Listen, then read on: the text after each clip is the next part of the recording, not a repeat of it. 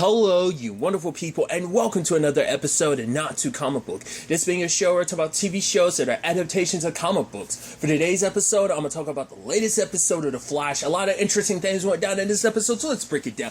Well, first and foremost, we have the Team Flash explaining to Alexa everything. It's like, whoa, okay, so you're the Flash, and you guys are kind of my parents, and it's like, yeah, sort of. So, how'd you bring me back? We honestly still don't fully comprehend how that whole situation happened and how that works. So, obviously, in preparation for what's to come, because Nora is going to still come after Alexa, and she did last time. So, it's like, we got to make sure you're ready. So, the whole point of it is for her to train to get better control of her powers. So, I thought that was an interesting development, especially when they get introduced to Psyche's new abilities. It isn't just he can induce like your fears and stuff like that. He actually can like kind of create almost like these tangible psychic tentacles, and they're just as fast as Barry. So I guess like these are almost like a mental thing. So your mind can move super fast. So maybe that's like the justification for like why it can move just as fast as Barry can. But nevertheless, I thought it was interesting. Like let's kind of focus on the Alexa side of things. Barry is kind of constantly pushing her, which obviously Caitlin's had the biggest reservations towards, because he wants her to try and like he's kind of pushing her too quickly. It's like she's only just learned about her powers. She literally died because of her powers, and now it's like, oh, I'm back. Also, we got to start the training, because if you don't, you're going to end up dying again. So we got to protect you. So Barry's kind of pushing her when it comes to her training and stuff like that.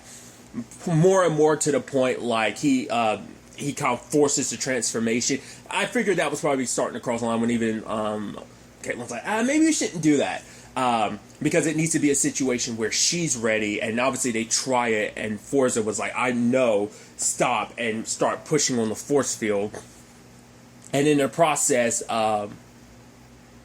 Cisco ended up getting hurt, so obviously despite that, Barry's still like, no, we got to train, like, I'm trying to make sure you're okay, but it's like, you know, Caitlin kind of confronts him about it. It's like, it ends up being an interesting thing, because for him, it's like, I'm responsible for all of them. Like, if Nora hurts them, it's because of me. Like, I put a target on all of these people's back by doing this. I didn't mean to do it, but they're still my responsibility. These are still my kids. I have to take a responsibility for it. But obviously for Caitlin, it's like, I get it. Yes, she does need to train. She needs to be prepared. But the thing is, you're coming at this from a perspective of like, she has to just be immediately ready. It's like, this is a lot to process. It's like, and it is kind of, there's a kind of a messed upness to it, where it's like, your greatest foe trained you for months in preparations to control your powers. He had more patience for you than you have your own child. Think about that. You're kind of pushing another child away. Hence why, like, you know, Dion ended up kind of leaving and everything. And so it was an interesting thing, and I'm surprised they didn't lean into this, because I think if you want to read a little deeper into it, like I said, they didn't bring it up, but I feel like you could. Maybe when he thinks about it, he's thinking about his Nora, like his actual daughter Nora. Like, he probably still feels the ramifications of still like, right, I couldn't protect her, now I have more children that I have to protect. You know, it's like, he probably feels like a responsibility on so many levels, as you know, as a father figure, because of what happened the last time, you know, he had a daughter. Like, you know, I'm sure that kind of swelled some of that up, but also his responsibilities as a Flash to protect the city, protect the people. And these guys fall under that purview, so it is a thing of, right, you're my kids, but also you're the people I need to protect, because I'm the reason why you ended up this way. I mean, it's very similar to like the bus metas. Like, he tried to protect them and help them because he felt the responsibility of, yeah, it wasn't 100% on him. The thinker orchestrated that whole thing, but it was still a responsibility of, like, these people are mine because I ended up making them as well, you know? So I feel like there's a similar vibe you can kind of get from that. But I think it is important that the person that was able to talk to her would be the person that could understand her the most, and that is Caitlin. Because Caitlin, yes, Barry had his struggles with abilities, but he's not in a similar situation Caitlin was. A side of yourself, like sharing your body with your metahuman side that you, well, obviously, different spectrum situation, her being like a force, Caitlin being a meta, but it's still occupying the same body as another part of yourself, and how you decide to like handle that. And obviously Caitlin tried to like push that side down, try to control it. But it took a while, but eventually she came to understand Frost and kind of see, like, you know, she isn't just like the bad actions that she did before, that she can be more like coming to an understanding. And she's offering Frieza the opportunity to kind of like communicate with her, just like she communicated with Frost, you know? So, but Barry kind of apologizes. He was like, no, we don't have to do any training. We can kind of take things as slow as you want to. And it's like, yeah, she's like, I want to talk to my other half. So at the same time, we learn a little bit more. We dive into who Psyche is. We learned that his name is Bashir. He's actually had quite the tragic life. Essentially, we don't know the circumstances about his birth parents, but he was adopted by another family, but that family ended up dying in a plane crash. What makes it worse is it's like, oh, that family was $50 million in debt, and they were running. They left him behind. So he was abandoned in multiple ways. Not only did they die, but they were in the process of leaving him when they died. So, but I mean, who knows what was in their mind? Maybe in their mind, it's like, if our son goes with us, then maybe he's going to, suffer for our actions, and our son should never. But to be fair, it's like you're leaving him behind. He's got your name, like he was going to. So it's like, I don't know. Maybe in their mind they thought they were doing the right thing. Maybe they didn't. You can make the argument like that. Obviously, his whole, once again, manifesting these abilities, the Force is choosing these very specific people because it's like kind of like that fear being such an important aspect of his past. Playing such a role in him becoming, like, you know, psyching everything. Like, the Force ended up choosing him in that regard. So it's really fascinating to kind of break that down. So, I mean, a lot of stuff in this episode in particular, both involving Psyche as well as not involving Psyche, dealt with a lot of fear. I mean, Barry's made a lot of decisions in this episode, I fear, because he wants to protect Alexa. He feels a responsibility that he doesn't want to let her down. He doesn't, like, she died before because him, like, it's like, right, I kind of put you in a position where Nora could kill you, so I kind of want to make up for that. I have to make up for that. Plus, I also have to protect you. This is my fault. So it's a lot of fear in that regard. But obviously, he's attacking all these people who are part of, like, this little club that he was a part of. And he's lashing out at these people because, like, right, these rich friends of mine, they abandoned me when I had nothing and no one. Like, everyone he cares about turns their back on him. So that's why he's acting the way he is. But Iris and them were able, you know, the citizen were able to look deeper into it. Because Iris is like, yeah, I've been trying to talk to Bashir as a mother when I should be coming at this as a journalist. You don't publish something, quotes, unless, like, you get the full story. The reason I had to pause there is like, yeah, you got to put quotes around that because that doesn't always end up being the case nowadays. But still, it's a situation of, like, you got to understand, because so far they've only gotten a fraction of the story, so they fully investigate. And, you know, Iris was able to, you know, talk through Barry to kind of get to Psyche, to make him realize, like, actually, some of those people you came to attack, like, they all actually were trying to help you. Like, after everything happened, they were actually getting money together to kind of help you, but you turned your back on them. Yeah, Naomi, she wasn't like, yeah, she turned her back on you because she felt like you'd never fit in, but the others didn't feel that way, but you just assumed they did because Naomi felt like that, so you're like, no.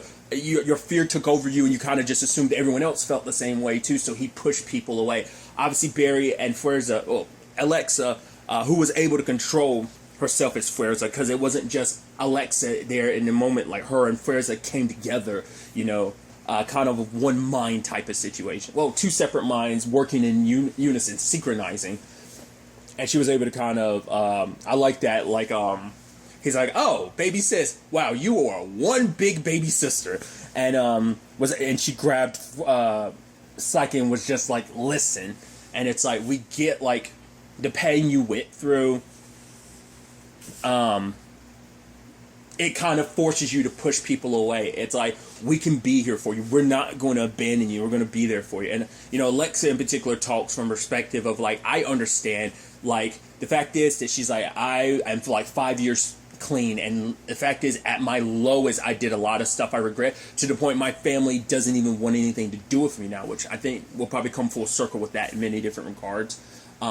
Maybe they'll be able to kind of fix a lot of aspects of their life going forward, maybe, making up for a lot of mistakes. So for her, it's like, she understands what it's like when that everything kind of feels like it's crumbling down when the walls feel like they're like crushing and caving in on you. It's like, but the fact is that, you know, you don't have to kind of go through that alone, that we're here for you. Let us be there for you. So Psyche ends up kind of surrendering. He's like, continue. And then obviously Iris kind of tapped into it and was able to kind of talk through him. And obviously you could hear like Alexa can kind of, I think she could hear Iris too. So that connection, it's, you know, because they even talked about it early in the episode, like almost like how a child shares DNA, so does Barry, Iris, and all the forces. It's cosmic DNA. So that's interesting. Once again, it's crazy. It seems like wild and out there, but I personally really like the thing of like, man, yeah, cosmic kids, that's so sick. But I'm serious. I'm curious. Is that going to be an element? Like I said, will the Nora, like their daughter Nora from season, obviously she popped up in season 4, but obviously she was mainly around in season 5. I'm curious. Are they going to do more with that? Like that angle of like being parents before, and obviously the struggles that kind of came with that, and them applying it to their current circumstances. I wonder will we see something of that nature. So some other elements in the episode is, for one, Cisco. Camilla is like, you know, she's already like, oh, let's, you know, we're going to move like to Florida. Like, I think specifically Miami. And it was like, oh, she like puts her work out there and the people there are interested in it. But like Cisco's got his reservations, and he kind of talks about it later on that when Psyche whammied him and everyone else, what he saw was him working at Star Labs is like 40 years from now.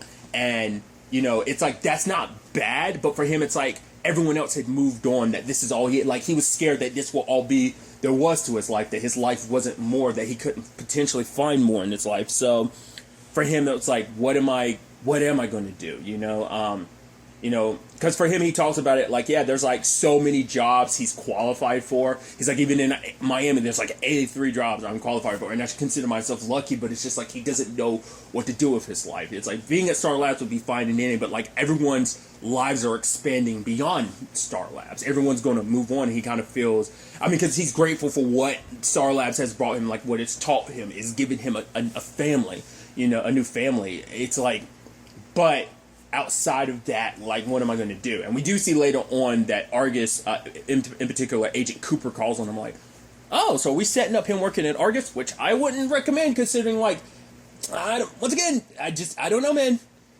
Argus is always going to look shady. Like, Argus has forever been tainted in my eyes because of the original timeline that Zari came from, where, like, they were, like, super anti-meta. I was like, yeah.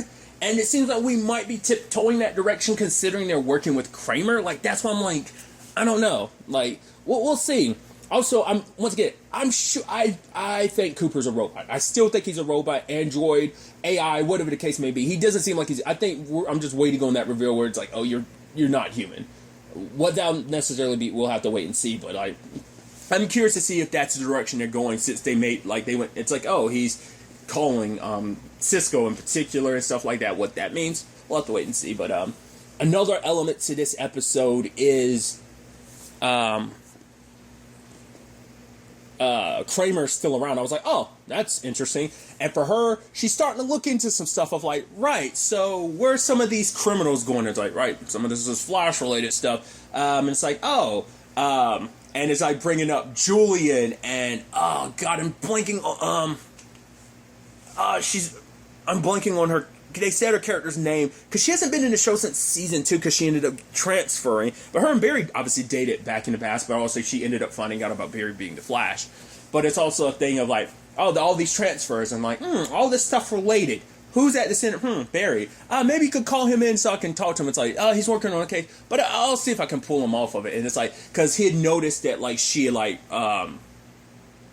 sent in a like transfer for, not the transfer, but like got like a she ordered like a weapon or something, and it turns out to be like a sniper rifle, and it's got bullets for the cure, which obviously it's like, okay, so you didn't win what you wanted when it came to Frost. You didn't get the results you want, so now you're pushing this angle.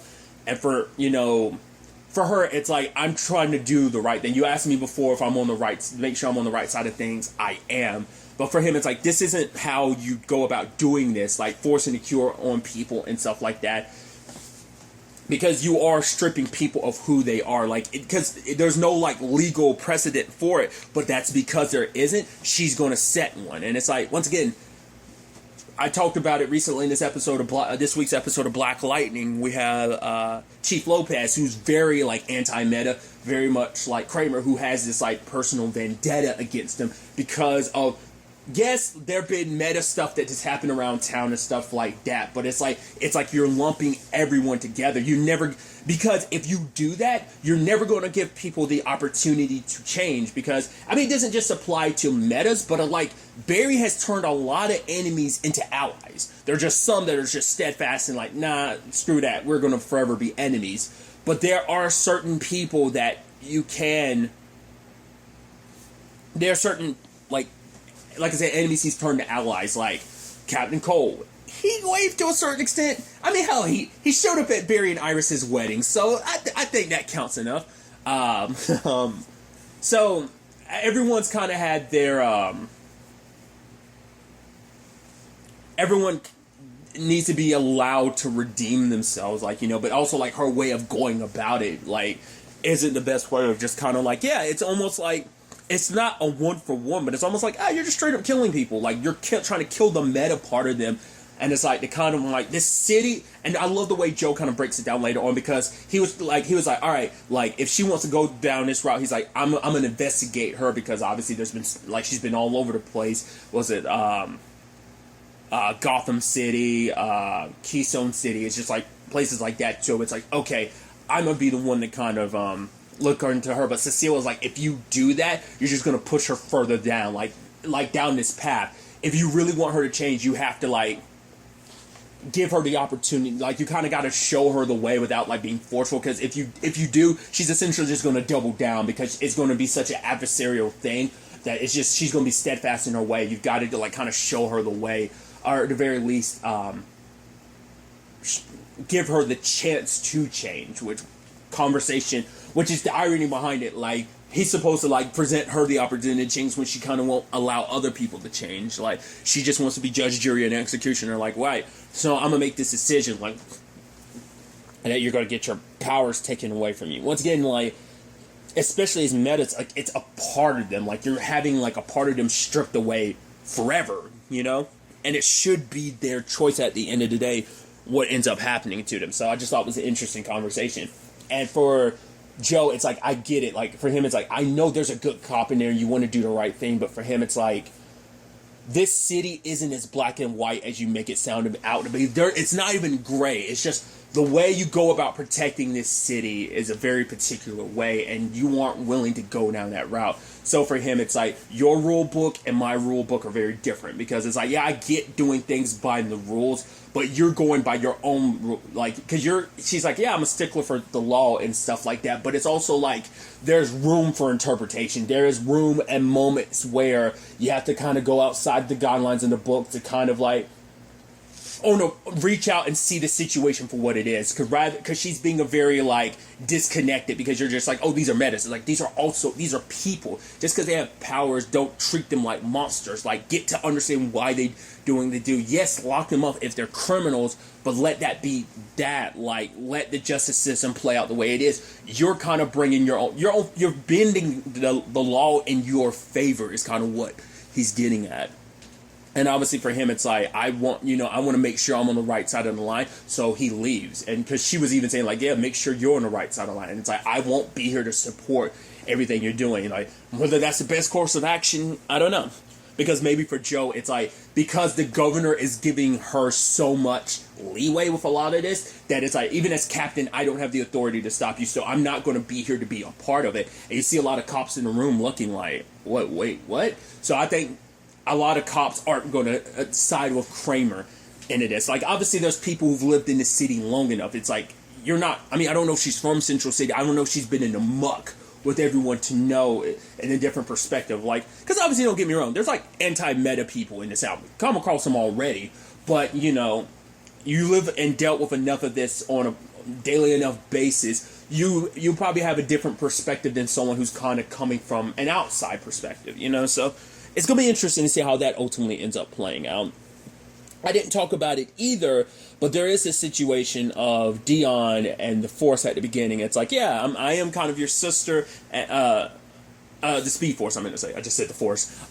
This isn't Star Wars, which is kind of interesting, all the Force stuff. I never even thought about that. I mean, Cisco's referenced Star Wars before.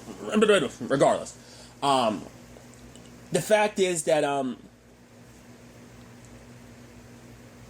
Nora ended up, like, that surprised me. It's like, you're all about killing them, and yet you want to work with Dion. That's what I didn't understand at first. I was like, why? Like, you seem so dead certain about killing all of them. And now it's like, no, I'm going to work with you. I could kill you if I wanted to, but I'm not going to.